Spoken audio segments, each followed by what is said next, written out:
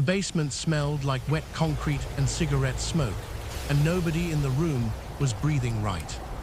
4 men stood in a half-circle around a chair, and in the chair sat a man named Dutch Vale, wrists bound with clothesline, a bruise already blooming under his left eye. He was talking fast now, the way men talk when the silence around them has become worse than any threat. He was making promises. He was naming numbers. He was telling them things they already knew, hoping the sound of his own voice might buy him another 60 seconds of living. Elias Bishop said nothing. He stood by the far wall in a charcoal overcoat that had not a single wrinkle in it, hands folded in front of him like a man waiting for a train, and he watched Dutch Vale unravel with the patient, unreadable calm of a surgeon watching a patient bleed out on a table he had already decided not to save. The other men in the room kept glancing at him, waiting for a word, a nod, a signal, anything. Bishop gave them nothing. That was the thing about Bishop that nobody in Harlem had ever gotten used to, not the police, not the rival crews downtown, not even the men who worked for him. He didn't raise his voice. He rarely raised his hand. He simply went quiet, and when Elias Bishop went quiet, men started disappearing. Dutch Vale's voice cracked on a sentence about loyalty, about how none of this was personal, about how he'd only skimmed a little, just enough to cover a debt, and he'd never have crossed Bishop on purpose, never in 100 years, and still Bishop said nothing. He simply turned, slow, like a man checking the time on a clock only he could see, and walked toward the stairs. "Bishop," Dutch Vale said, and his voice broke entirely now.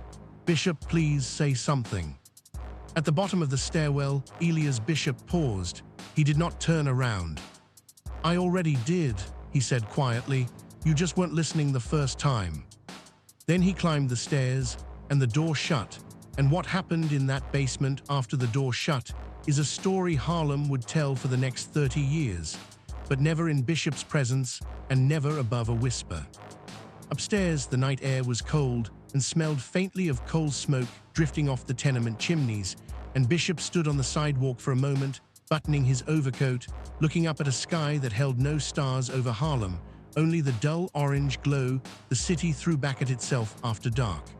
A car waited at the curb. He did not get in right away. He simply stood there, the way he often did after moments like this one, allowing himself 60 seconds of stillness before returning to the version of himself the rest of the city was permitted to see. To understand why a man like Dutch Vale's fate mattered so little in the larger scheme of that winter, and why the real danger to Bishop's kingdom hadn't even introduced itself yet, you first had to understand exactly what kind of city Elias Bishop had built his silence inside of. To understand what Elias Bishop was, you first had to understand where he stood, and Harlem in 1957 was a kingdom built out of contradictions. By day it was churches and barbershops, jazz clubs closing their shutters against the morning light, mothers dragging children past newsstands stacked with headlines about a changing country. By night it became something else entirely, a network of numbers, rooms, private clubs, and back-alley economies that ran with more precision than most legitimate businesses downtown. The city above 110th Street had its own laws, its own currency, its own court system, and its own executioner, and in the mid-1950s, that entire machinery moved according to the will of a small handful of men who never appeared in a single newspaper photograph. Elias Bishop was the quietest of them and the most feared. He had not clawed his way to the top through the usual noise of Harlem's underworld, no flashy war, no public bloodbath, no grandstanding at the clubs on 7th Avenue. Bishop had built his empire the way a man builds a cathedral, slowly, with architecture nobody could see from the street, using patience as mortar. He controlled the numbers racket across 4 wards, had a hand in 3 nightclubs without his name on a single deed, and kept a small army of men who would tell you, if you asked them quietly enough, that they had never actually heard Bishop threaten anyone. He didn't need to. He had built a reputation instead, and a reputation, once properly constructed, threatens on your behalf every hour of every day without you saying a word. Downtown, the Italian syndicates ran their own machinery, cargo, docks, construction contracts, a piece of nearly every union in the 5 boroughs, and for years an unspoken treaty had kept the 2 worlds separate. Harlem stayed Harlems. Downtown stayed downtowns. Bishop paid what needed to be paid, took what needed to be taken, and in exchange, his kingdom was left alone. That treaty had not been written on any paper. It existed the way most important agreements in Bishop's world existed, as an understanding passed down through years of careful behavior, tested occasionally by smaller men who wanted to see if the boundaries were real, and reinforced, every time, by consequences severe enough that the lesson never needed repeating twice. The old men downtown remembered how the arrangement had been built. They remembered a decade earlier when a mid-level courier had tried skimming from a Harlem shipment on its way south, believing no one uptown would notice a few missing crates among so many. Bishop had noticed within a week. The courier disappeared within a month, and no one, not his own family, not the police, not even the men who worked beside him, ever spoke his name again above a whisper. That was the lesson downtown had learned, and for a decade it had held. But institutions built on unspoken rules are only ever as strong as the men currently enforcing them. And by 1957, the men who remembered that lesson were growing old, retiring to Florida, dying quietly in hospital beds, surrounded by grandchildren who had never once set foot above 96th Street. A new generation was rising downtown, hungrier and less patient, men who had inherited the family businesses without inheriting the scars that had taught the old men caution. Among them, none burned brighter or more recklessly than Salvatore Conti. Harlem itself, in those years, existed almost as two cities layered over one another. By daylight, it was Sunday church bells ringing over 125th Street, women in pressed dresses walking arm in arm past bakeries that had been family-owned for 3 generations, children playing stickball in alleys that would transform, come nightfall, into entirely different arteries of the city's bloodstream. By night, the same streets filled with a different kind of commerce, runners moving between corners with satchels of collected numbers slips, club doormen nodding certain men through side entrances that didn't exist for everyone, a whole shadow economy operating with more discipline and precision than most of the legitimate businesses south of the park. Bishop moved through both versions of the city fluidly, seen by day as a quiet, well-dressed man who tipped generously and never raised his voice at a waiter, seen by night as the axis around which an entire kingdom turned. That treaty was now being tested by a man named Salvatore Conti, a rising lieutenant in the Genovese-aligned Marchetti family, a man who had inherited ambition his father never earned and impatience nobody had bothered to correct. Conti believed, the way young men in the underworld often believe, that Harlem's wealth was going to waste on people he considered beneath the empire he intended to build. He believed Bishop's silence was weakness dressed up as mystery. He believed, most dangerously of all, that a man who never raised his voice had simply never been given a reason to. He was about to give him one. Elias Bishop had grown up on 132nd Street in a walk-up with peeling wallpaper and a mother who cleaned 3 white households a week to keep food on the table. He remembered every insult delivered to her on the subway, every door that closed a half-second faster when she reached for it, every time a white shopkeeper counted her change twice out of suspicion. He never spoke about any of it. He simply filed it away, the way he filed everything away, in a private ledger that no one else in his life had ever been permitted to read. By the time he was 25, Bishop had learned the 2 lessons that shaped the rest of his life. The first, in a world designed to underestimate you, silence is not the absence of power, it is power stored, compressed, waiting. The second, the man who explains himself has already lost something the other man hasn't. Bishop never explained himself. Men respected him because they could never quite predict him. And unpredictability, wielded correctly, was worth more than 100 soldiers. He was not, however, a man without warmth. Those who had earned his trust, a small circle, smaller each year, knew a different Bishop, a man who remembered the names of his men's children, who paid for funerals quietly and never let anyone know it was him, who once closed 3 of his own clubs for a week so the neighborhood could properly mourn a young trumpet player killed in a car accident that had nothing to do with the business at all. Harlem loved Bishop the way a body loves its own heartbeat, invisibly, necessarily, without ever quite thinking about it until it stopped. Salvatore Conti was his opposite in nearly every way that mattered. Where Bishop was patient, Conti was hungry.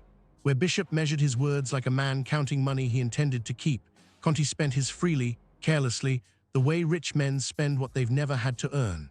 Conti had grown up watching his father defer to older men his whole life, watching him nod and smile and wait his turn, and Conti had promised himself he would never wait for anything. He saw Harlem not as a neighborhood with its own sovereignty, but as unclaimed territory, an oversight in his family's otherwise complete map of the city. And beneath the ambitions sat something uglier, a belief, inherited and unexamined, that Bishop's empire existed only because no one downtown had yet bothered to take it from him. Between these two men stood a third figure who would matter more than either of them expected, a young numbers runner named Cassius Wren, 19 years old, sharp-eyed, quick-mouthed, the kind of young man Bishop saw something of himself in without ever admitting it out loud. Cassius worked three corners for Bishop's operation and dreamed, quietly, of one day being trusted with something larger than a ledger book and a satchel of cash.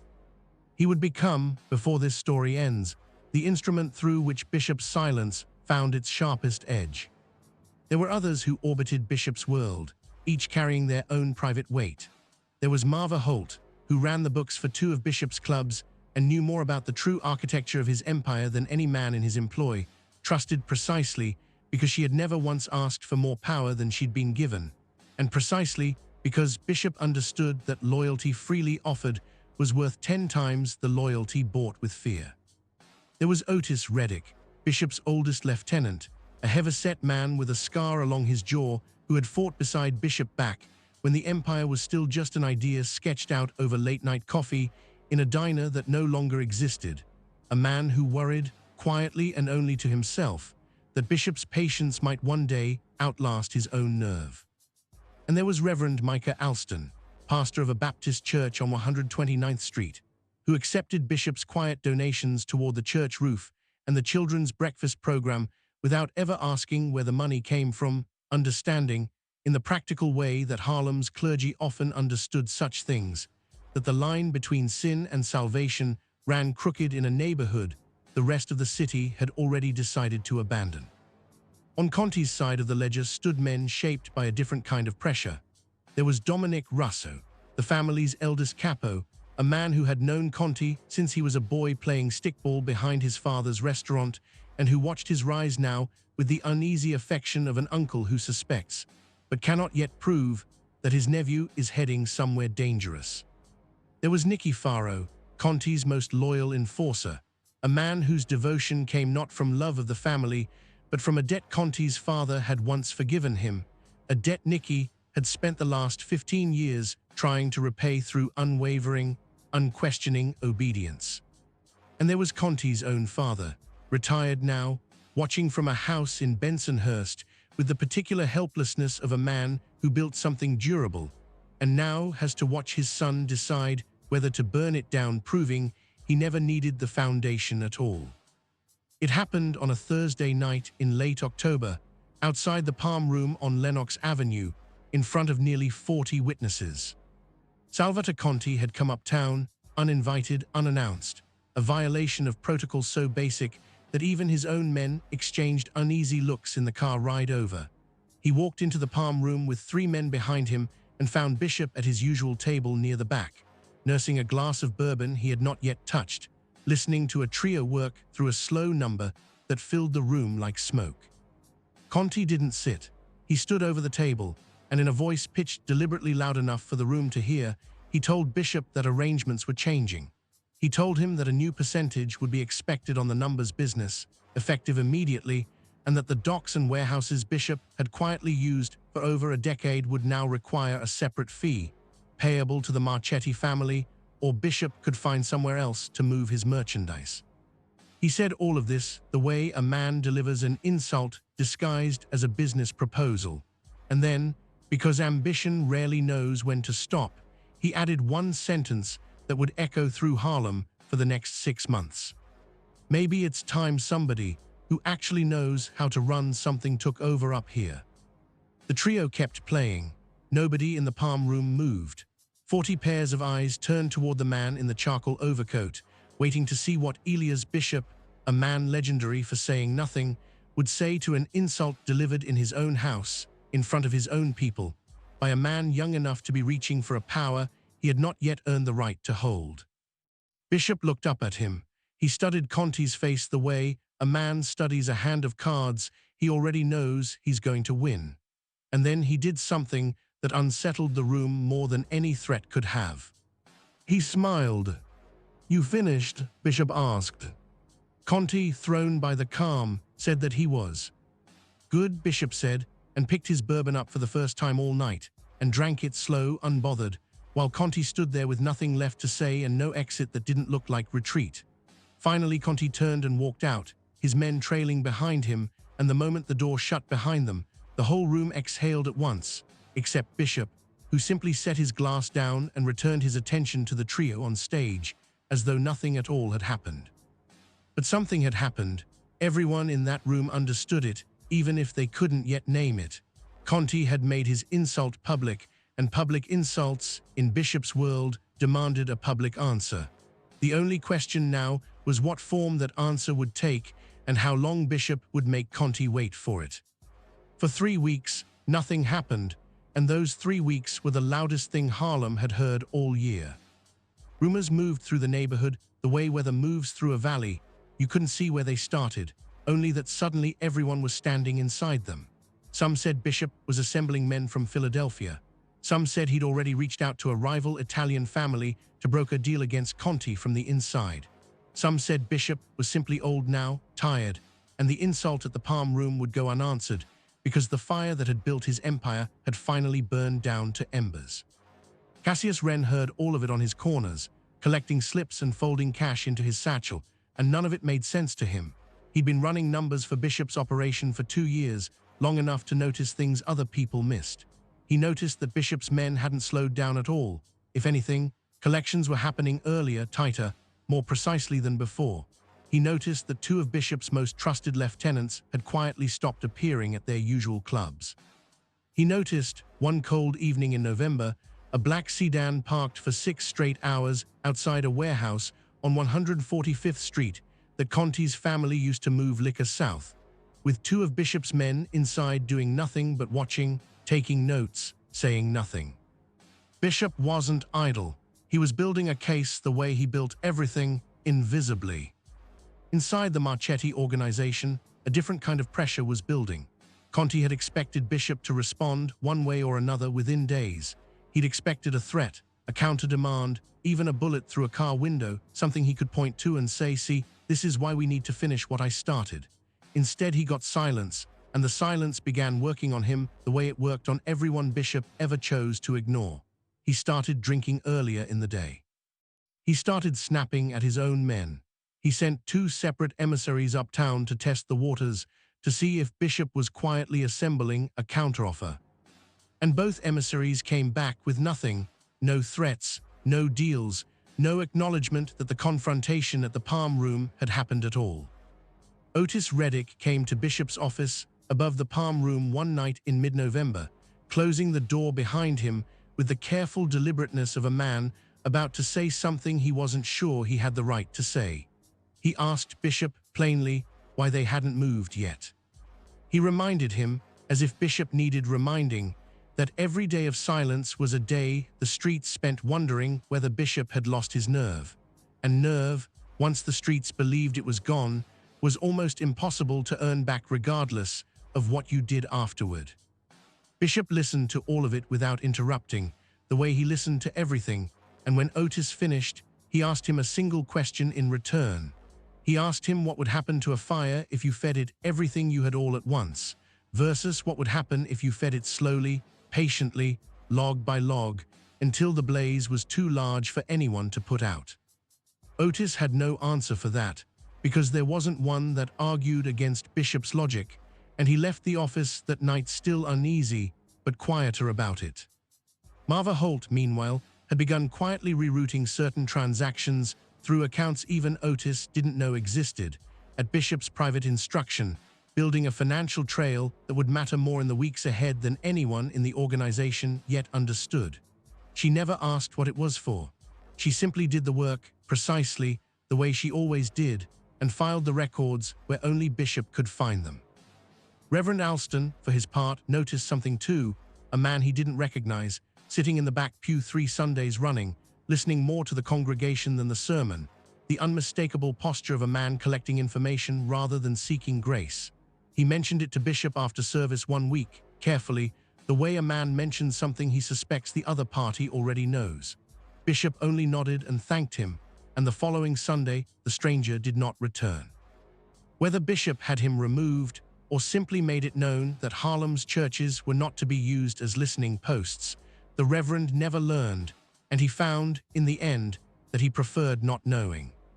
But what Conti didn't realize was that Bishop's silence was never empty, it was surveillance. Every warehouse Conti's family used above 96th Street, Bishop now had eyes on. Every driver, every route, every late-night delivery, catalogued, timed, mapped. Bishop wasn't preparing a war of bullets. He was preparing a war of exposure, the kind of war that could dismantle a man's operation without a single shot fired if you had the patience to build it properly. And patience, as everyone in Harlem already knew, was the one resource Elias Bishop had never once run short of.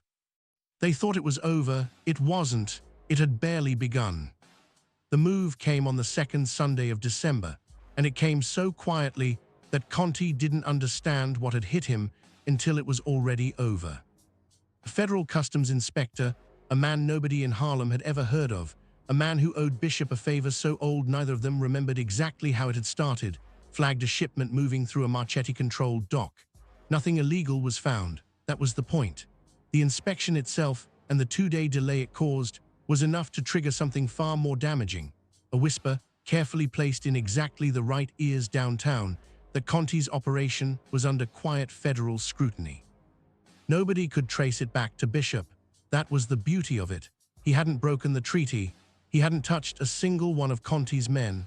He had simply introduced one grain of sand into a machine that ran on trust and watched the machine begin, slowly, to grind against itself. Within a week, 2 of the older, more established capos in the Marchetti family, men who had never fully trusted Conti's judgment to begin with, began asking pointed questions about his uptown ambitions. Was this recklessness worth the exposure? Was a percentage of Harlem's numbers racket worth drawing federal eyes onto operations that had run clean for 15 years? Conti found himself, for the first time in his career, having to defend a decision instead of announcing one, and the men who had once deferred to his father's name started looking at him the way men look at a bridge they're no longer certain will hold their weight. Bishop had done something far more dangerous than threaten Conti. He had made Conti's own family doubt him. And doubt, once it enters a room, is nearly impossible to remove. Cassius Wren, meanwhile, had been pulled quietly into Bishop's inner circle for the first time, not through any grand gesture, but through a single conversation on a park bench in the cold December air, where Bishop asked him, without preamble, whether he trusted his own instincts. Cassius said he did. Bishop told him that trust was about to be tested, and that from now on, certain deliveries would run through him personally, and that he was to say nothing about it to anyone, including the men he worked alongside every day. Cassius understood, without being told outright, that he was being handed a piece of something larger than numbers, slips, and street corners. He understood, too, that Bishop did not offer this kind of trust twice.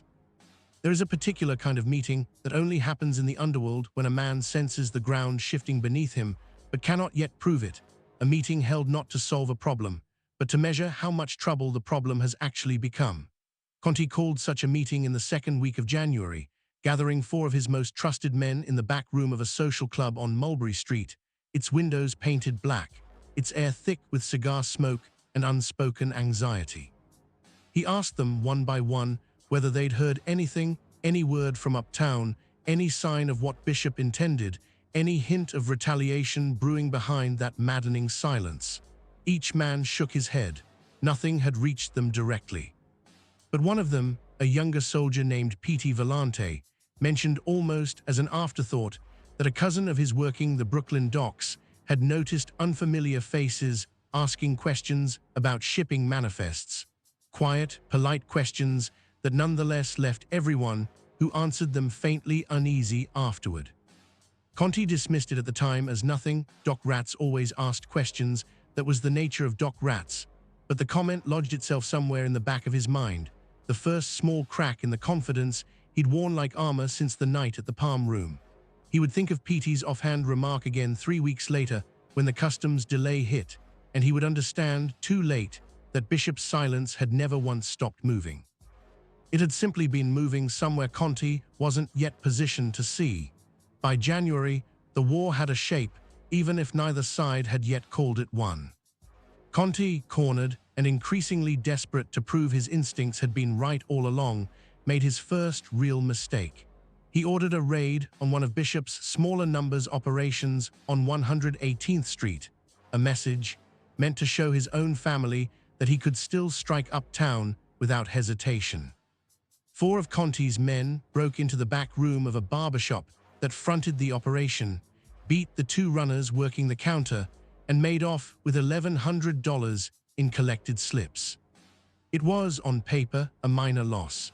Bishop had lost far more to bad debts and skimming over the years without so much as raising an eyebrow. But this wasn't about the money. This was Conti finally acting instead of merely threatening, and Bishop understood immediately that the treaty, whatever remained of it, was now formally over. He did not retaliate with violence. Not yet. Instead, Bishop moved with the precision of a man dismantling a watch piece by piece. He shut down 3 joint accounts his operation quietly shared with Marchetti-connected businesses downtown, cutting off a revenue stream Conti's family had come to depend on without ever fully realizing how dependent they'd become. He rerouted every shipment that used to pass through Conti-controlled corridors, costing the family thousands in lost transport fees within a single month. He leaned gently, deniably, on 2 nightclub owners who'd been paying protection to both Harlem and downtown simultaneously, making it clear, without a single threat spoken aloud, that continuing to pay Conti's family would be viewed as a choice, and choices had consequences. Short, precise, economic warfare executed like surgery. There was a night in late January that Otis Reddick would recount for years afterward, as the moment he finally understood what kind of general he'd been serving beside all along. Bishop called 4 of his most senior men to the warehouse on 132nd Street. No explanations given beforehand, no agenda circulated, only an instruction to arrive at midnight and say nothing to anyone about where they were going. When they arrived, Bishop laid out, on a long table under a single hanging bulb, a map of every Marchetti-connected business between 96th Street and the Brooklyn waterfront, annotated in his own hand with dates, weak points, and men who could be turned with the right pressure applied at the right moment. He did not raise his voice once during the 2 hours that followed.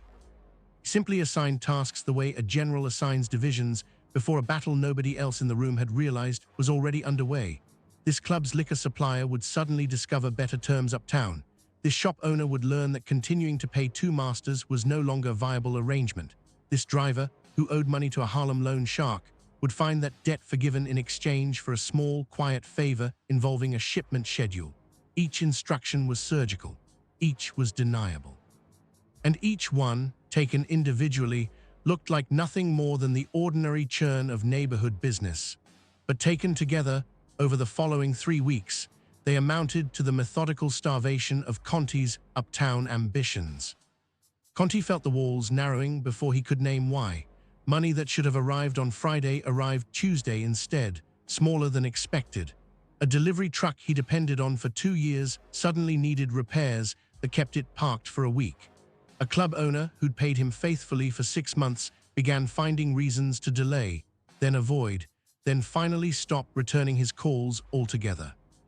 Conti, not yet understanding the scale of what was happening to him, responded the only way his temperament allowed, with escalating aggression, each act more reckless than the last, each one further confirming to his own family that his judgment could no longer be trusted.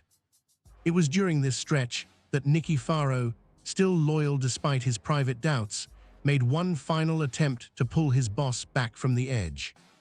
He came to Conti's apartment on a Sunday afternoon and told him, as plainly as 15 years of debt-bound loyalty allowed him to, that the war was already lost, that continuing to escalate would only hasten the ending rather than change it, and that the wisest move now was retreat, a quiet withdrawal that would let Conti save face and live to fight another war on better terms. Conti listened to almost none of it. He told Nicky that retreat was for men who had already decided they deserved to lose, and Nicky left the apartment that day understanding, with a heaviness he would carry for the rest of his life, that he had just watched a man choose his own downfall with his eyes wide open. Conti's response grew more erratic as his position weakened. He sent men uptown to intimidate shopkeepers who did business with Bishop's operation. He had a Bishop-aligned club vandalized in the middle of the night. He began, increasingly, to talk about Bishop not as a rival to be managed, but as an obstacle to be removed entirely. And that shift in language Bishop's people reported back to him was the first real sign that Conti had stopped thinking strategically and started thinking emotionally. Nicky Faro, watching his boss unravel in real time, made the mistake of voicing a private doubt to Dominic Russo over drinks one evening. Nothing disloyal, nothing that would have registered as betrayal in an ordinary conversation, just a passing remark that Conti seemed to be fighting a war he didn't fully understand the shape of. Russo said nothing in response, but he filed the comment away, the same way Bishop filed everything away, and it became one more small stone added to a pile that would eventually become an avalanche.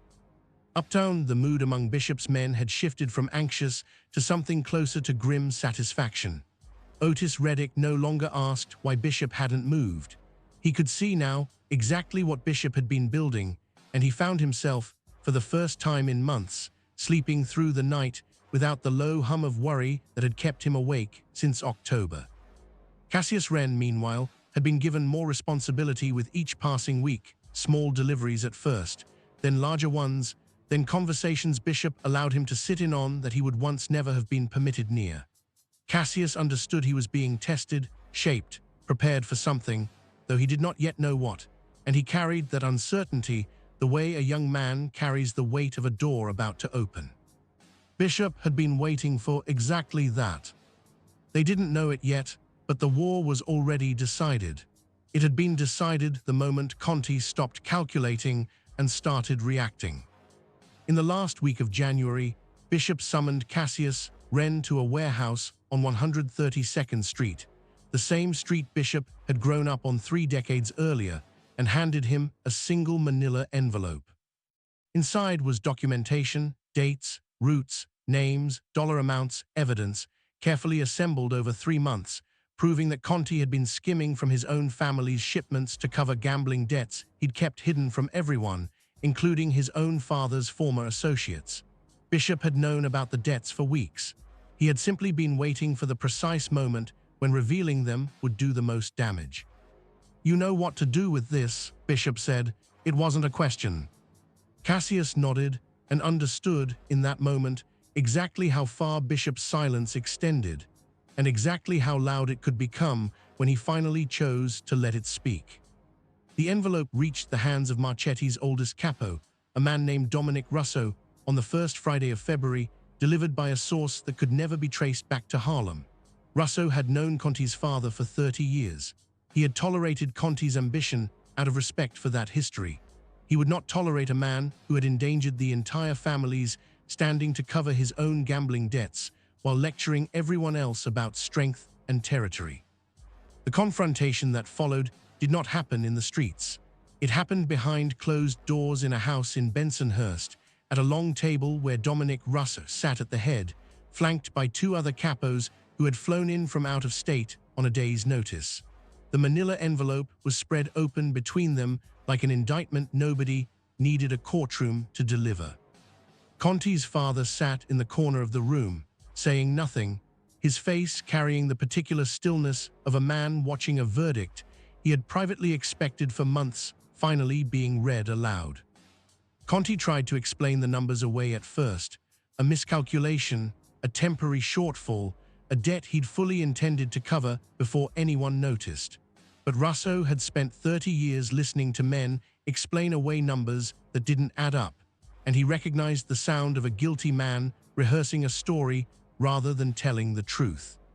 When Conti finally stopped talking, the room was silent in a way that reminded him, though he would never have admitted it, of the silence Bishop had shown him back at the Palm Room, except this silence carried no patience in it at all, only judgment already rendered. Russo did not raise his voice either. He simply told Conti that the family had tolerated ambition, had even encouraged it, but would not tolerate a man who had risked federal exposure and family standing to hide his own weakness from the people who trusted him most. By the time it ended, Salvatore Conti's ambitions above 110th Street were finished, not because Bishop had raised a hand against him, but because Bishop had let Conti's own family discover exactly what kind of man they had allowed to speak on their behalf. But Bishop was not finished. A war fought only in ledgers and whispered evidence risked looking to the streets of Harlem like something other than what it was, victory. And victory, in Bishop's world, needed to be witnessed to matter. He arranged one final meeting, at the Palm Room, at the very table where the insult had first been delivered. Conti came alone this time, stripped of the men who once trailed behind him, stripped of the confidence that had once let him raise his voice in another man's house. The trio was playing the same slow number they'd been playing 3 months earlier, as though the room itself was determined to close the circle it had opened. Bishop didn't stand. He gestured to the chair across from him, and Conti, who had once tried to seize an empire, now sat because he had nowhere else in the city willing to hold him upright. "You said maybe it was time somebody who knew how to run something took over up here," Bishop said quietly. "You were right about one thing.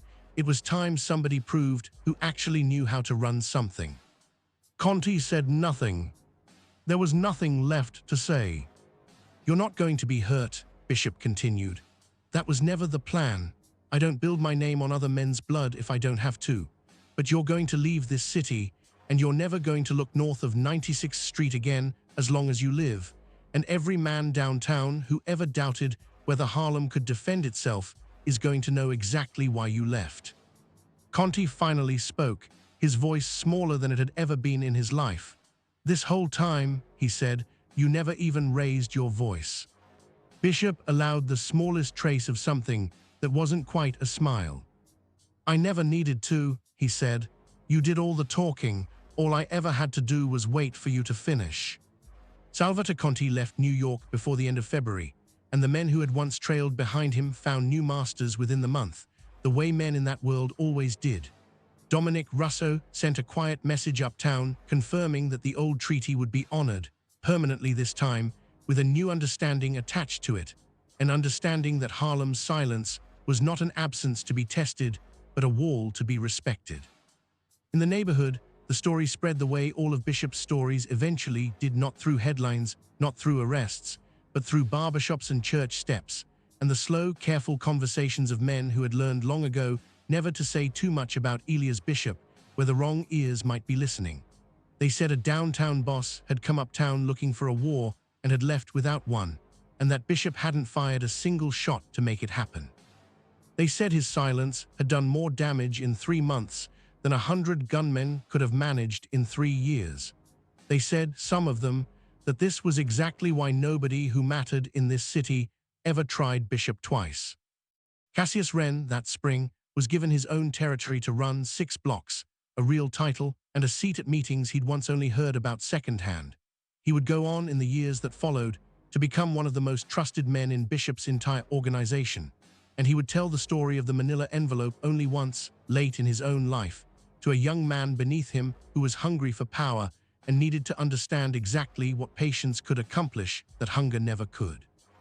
Otis Reddick, for his part, never again doubted Bishop's timing, and in the years that followed, he would tell younger men in the organization that the greatest lesson Bishop ever taught him wasn't about violence at all.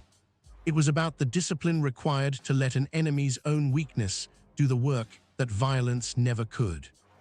Marva Holt's ledgers, quietly rerouted and carefully maintained through the whole affair, would go on to form the financial backbone of an empire that expanded, in the following decade, well beyond the four wards Bishop had controlled that winter. Reverend Alston's church roof was finally repaired that spring, funded, as always, by a donation nobody asked too many questions about, and the breakfast program fed 40 more children that year than it had the year before. Nicky Faro, released from a debt of loyalty that had cost him more than he ever gained from it, quietly left the Marchetti organization within the year and opened a small tailor shop in Bay Ridge. And though he never spoke of Conti to anyone who asked, those who knew him well said he seemed, for the first time in 15 years, like a man who had finally put something heavy down. And Elias Bishop returned, as he always did, to his usual table at the Palm Room, to his glass of bourbon he rarely finished, to the quiet at the center of a kingdom that had, once again, been tested and had once again held. Harlem never forgot the winter Salvatore Conti came uptown looking for a war and left without ever hearing Bishop raise his voice. Because in the end, that was the lesson the whole city carried forward, whispered in barbershops for 30 years afterward, told to every young man foolish enough to think loud was the same thing as strong. Elias Bishop never needed to shout to be heard. His silence was already the loudest thing in the room.